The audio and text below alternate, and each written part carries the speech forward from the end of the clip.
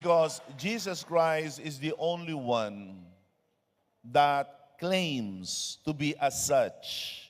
And not only he claims to be as such, but he had done it and he had completed it.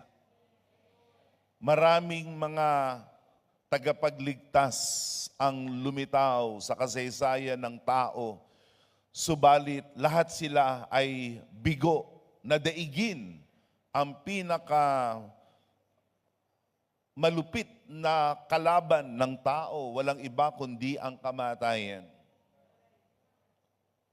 It is death that is man's greatest foe. Because death isn't only physical, death is spiritual.